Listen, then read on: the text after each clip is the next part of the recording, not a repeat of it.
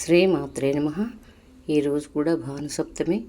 చక్కగా మనం పరమాన్నంలాగా ఆవు పాలతోని గోధుమ నూక బెల్లంతో పంచదార చేసి అందులో ఆవు నెయ్యి వేసి ఒక 7 గోధుమ పిండితో దీపాలు తయారు చేసుకుని దీపాలు వెలిగించి అందులో మనం చేసుకున్న పాయసాన్ని పోసుకొని నైవేద్యం పెడితే సూర్యనామూర్తికి ఎదురకుండా మనకున్న ఎటువంటి అనారోగ్య సమస్యలైనా కళ్ళ సమస్యలైనా పోతాయి.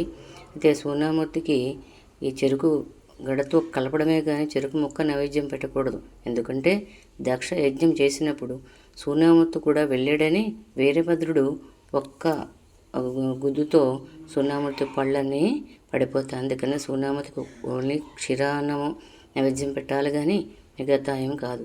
ఇలాగా సూర్యనామూర్తికి ఓం భాస్కరాయ విద్మహే మహాజ్యోతికరాయ ధీమహి తన్నో ఆదిత్య ప్రచోదయాత్ అనే ఒక నమస్కారం పెడితే చాలు, సంపూర్ణ ఆరోగ్యవంతులు అవుతాం.